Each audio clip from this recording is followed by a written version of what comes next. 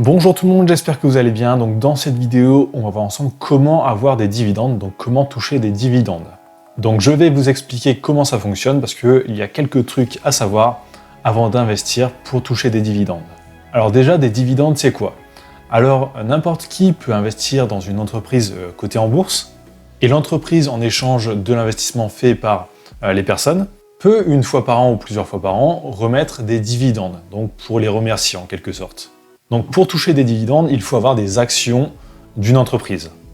Mais toutes les entreprises ne reversent pas de dividendes. Par exemple, Amazon ne reverse pas de dividendes parce qu'ils misent tout sur leur croissance.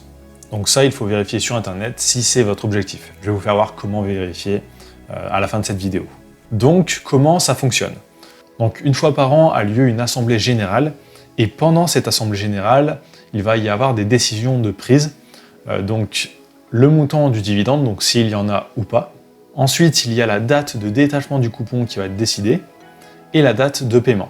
Donc en gros, il y a trois dates. Il y a la date de l'assemblée générale, il y a la date du détachement du coupon, je vais vous expliquer qu'est-ce que c'est après, et la date du paiement du dividende.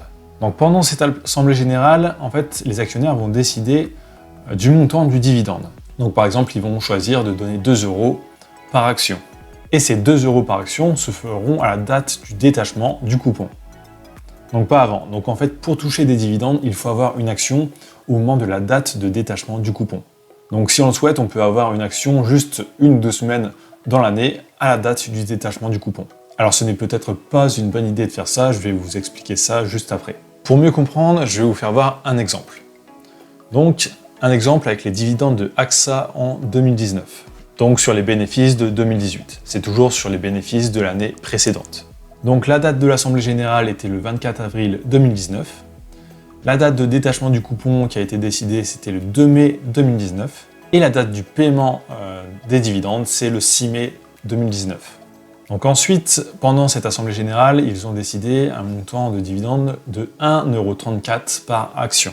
Donc la valeur de l'action avant le détachement, donc juste avant le détachement du coupon, était de 23,68 €. Donc ce qui fait un dividende de 5,65%. Mais par contre, au moment du détachement du coupon, les 1,34 € sont déduits du montant de l'action. Donc l'action perd 1,34 € et arrive à 22,34 €.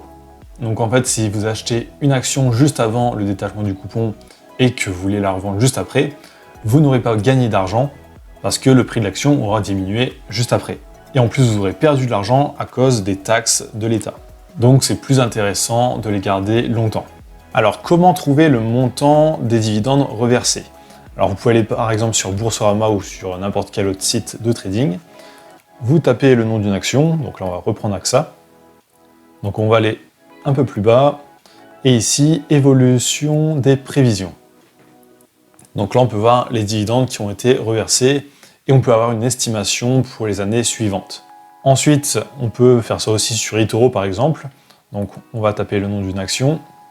Donc Netflix, alors eux je ne sais pas s'ils en reversent ou pas. Je vais aller dans statistiques.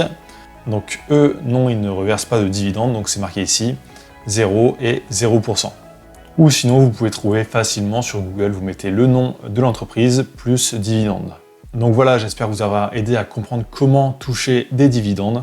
Si c'est le cas, mettez dividendes dans les commentaires, ça me permettra de voir si les gens suivent la vidéo jusqu'au bout ou pas.